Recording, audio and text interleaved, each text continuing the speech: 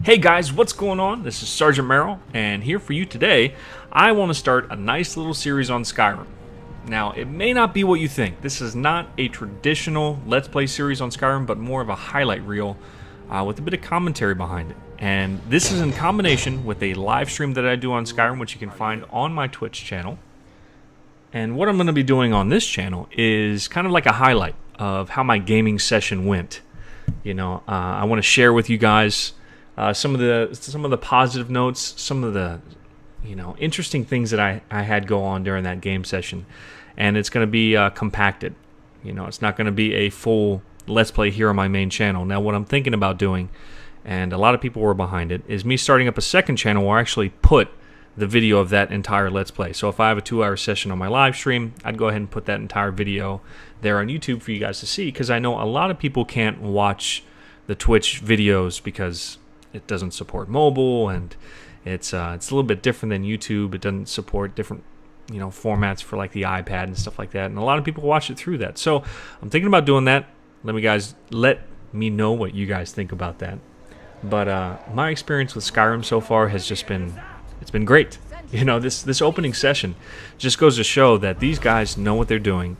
They wait a long time to put out each iteration of Elder Scrolls, and they know what they're doing as far as storytelling and these different scenes. This opening sequence is genius for me. It shows off the wrath of these dragons in a way that's kind of awe-inspiring.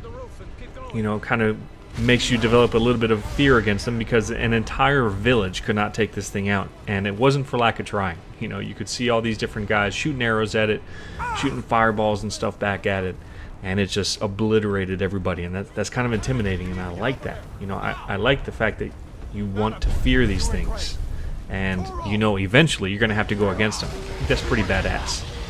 But I don't want to go too far into this opening sequence, because I think everybody's experienced this if you played the game. It pretty much goes the same for everybody. So let's go ahead and move forward to the stones when you first get out of the cave. And I actually went going with the warrior stone. And this character that I'm doing, it's kind of like a Drizzt, dark elf inspired character. And I could end up going a lot of different routes, but I ended up going with the warrior because I really like the grittiness of this game. So I like being up close in people's faces. I like putting swords through skulls and stuff like that. It's pretty cool. I like that aspect of this game.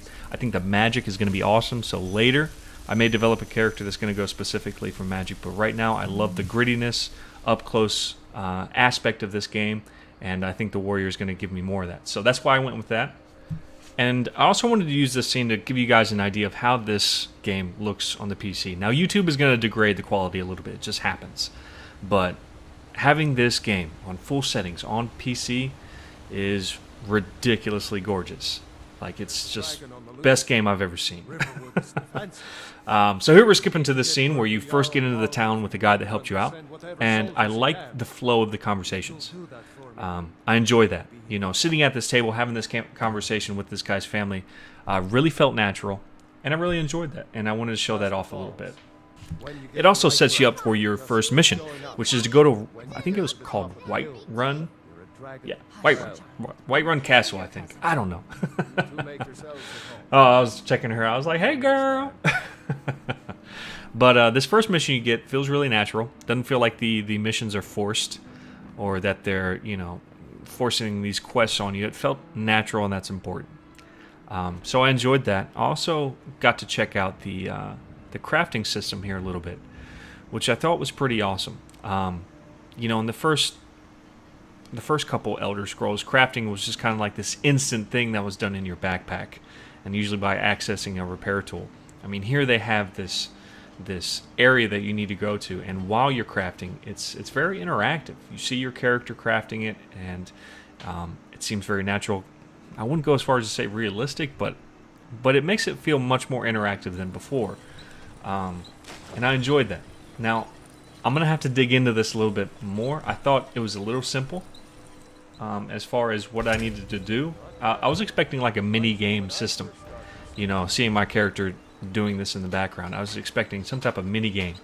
But that didn't happen, and that's fine. I'll have more of an opinion on this. Right now, I just know that it looks gorgeous, and I'm happy with how it has moved forward as an aspect in the game.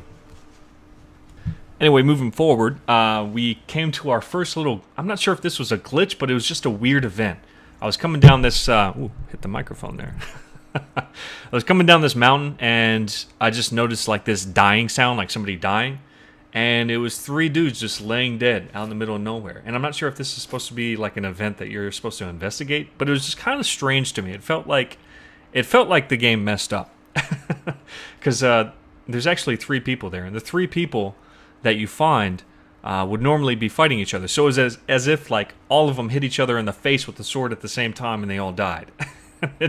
I'm just left there wondering what the hell just happened. And I've noticed it happening a couple different times, and this was all on my way to Whiterun Castle for that quest that guy gave me at the dinner table. And I've just noticed a couple events that I'm not sure are lining up correctly. Like maybe I'm coming in a little late to find out the whole story. And here you see me, I'm experimenting with magic. I did that for a little bit. I was just curious as how it would work with dual wielding. But here's another event I was coming up on, and I felt like there should have been more to it. Like maybe somebody getting attacked by a wolf. I killed the wolf right back there, and there's another one right up here. No, I'm wrong. I just come across a dead body. And it's a thief. It's a bandit and a horse just sitting there. And it just makes you curious. You know, maybe these events go on without you being there at all. And that really, I think, adds to the realism of this game that it doesn't need you to be around for shit to happen. Stuff is going to go down regardless, whether you're there or not. And it makes it really interesting to come up on these events that just randomly happen. This one worked out in my favor because I got a free horse.